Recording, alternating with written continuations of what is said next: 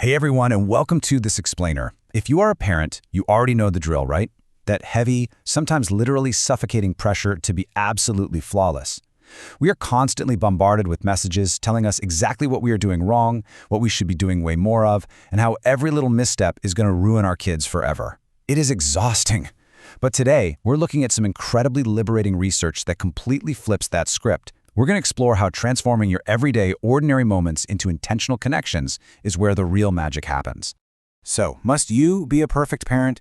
Look, I want you to take a deep breath right now and just let go of any guilt you might be carrying, because the answer is a massive, resounding no. Your kids don't need a superhero who never messes up. They definitely don't need a perfectly curated, Instagram-ready childhood. What they actually need, more than anything else in the world, is simply for you to be present. They need the real you, flaws and all, showing up for them day after day. Okay, let's dive into this. We've got a 4-part framework today. First, your daily behavior is the first lesson. Second, building secure emotional bonds. Third, the impact of dialogue and active listening. And fourth, your child's safe haven. Let's kick things off with part 1. Your daily behavior is the first lesson. We hear all the time that actions speak louder than words, right? But when it comes to parenting, your actions are essentially writing the entire curriculum. You can give all the best advice in the world, but your kids are watching what you do way more closely than they are listening to what you say. Your actions literally become their blueprint for life. Kids are brilliant little observers. If you want your child to be kind, respectful, honest, and responsible, the absolute best way to teach them is to just demonstrate those exact qualities every single day. Think about it. How do you react when someone cuts you off in traffic? How do you treat the waiter at a restaurant? How do you handle a super frustrating phone call? Those mundane, real-life examples are exactly the moments where your child is taking aggressive mental notes on how to navigate the world. Your daily demonstration of character is for sure their most important lesson. And this beautifully contrasts how we praise them. Instead of praising innate traits by just saying, "Oh, you're so smart," try praising the effort. Say, "I'm so proud of how hard you worked." See, when you praise a child for being smart and they eventually fail at something, they might suddenly think they aren't smart anymore. But when you praise persistence, creativity, and improvement, you are building real, bulletproof resilience. You're teaching them that success comes from showing up and trying, not from being naturally perfect. Which brings us to the core of this first pillar. Character is built in ordinary life. You don't need formal sit-down lectures to teach values like honesty, gratitude, respect, compassion, responsibility, or patience. You do it through everyday moments. A simple dinner conversation about something hard that happened at work and how you handled it with patience becomes a lifelong lesson for your child.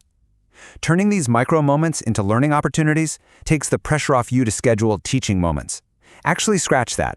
Life itself is the classroom. Let's move to part 2 and see how this builds into our next pillar, building secure emotional bonds. Building a strong emotional connection through unconditional love isn't just a feeling, you guys. It's an action verb. It means spending meaningful one-on-one time, actually putting the phone down, making genuine eye contact, and offering physical affection like hugs so the child feels emotionally secure. Why does this matter so much? Because kids who feel emotionally secure aren't just happier. Research shows they are significantly more confident, more resilient, and far more willing to share their inner thoughts and struggles with you as they grow older. 1. That is the magic number right there. It represents one-on-one time every day. When we talk about emotional bonds, it's so easy to get overwhelmed and think you need to dedicate hours of uninterrupted playtime every single day. You don't. Just one daily, dedicated, fully present moment, even if it's literally just 10 or 15 minutes of undistracted connection, is completely enough to spark joy and reinforce that emotional security. And part of that daily connection is learning to celebrate progress, not just the big monumental successes. Recognize the small victories. If your child successfully shares a toy with a sibling after struggling with it all week, celebrate that.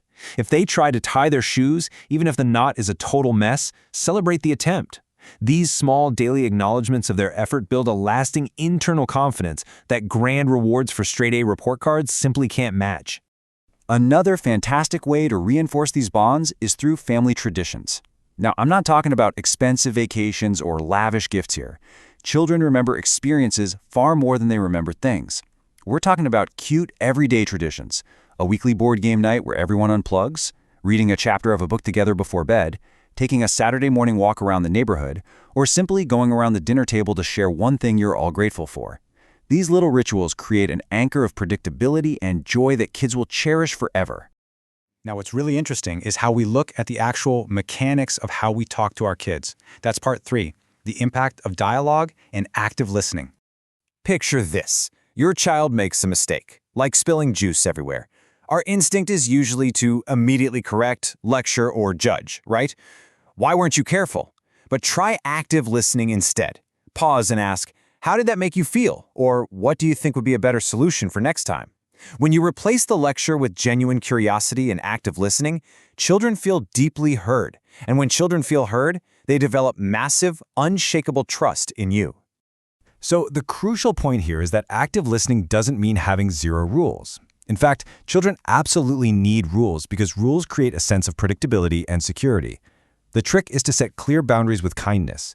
You need to be firm, fair, and consistent, but entirely without using fear, shouting, or humiliation.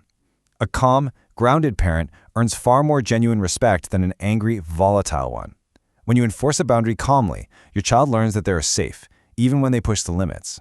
A great way to manage this dialogue and reduce conflict is by offering small choices. Give them the power of autonomy in safe, manageable doses. Let them pick their own clothes, choose the bedtime story, or decide between an apple or a banana for a snack. Letting children make these adorable, age-appropriate decisions safely develops their sense of independence and responsibility, while you still completely maintain the broader boundaries. It's a total win-win for dialogue and development. And that brings us to our emotional peak today. Part 4, your child's safe haven. Everything we've discussed, your daily behavior, building emotional bonds, and engaging in healthy dialogue, it all leads up to this ultimate goal: becoming the reliable refuge your child always returns to no matter what happens in their life. When your child messes up or faces disappointment, the old paradigm asks, "What did you do wrong?" which immediately puts them on the defensive. But the present parent asks, "How can I help you?" Showing up with an offer of guidance instead of a threat of fear guarantees that your child will trust you. They will know they can come to you after their biggest successes and, way more importantly, after their most devastating failures. The most influential parents are not perfect. They are present. You lead with love, patience, consistency, and integrity.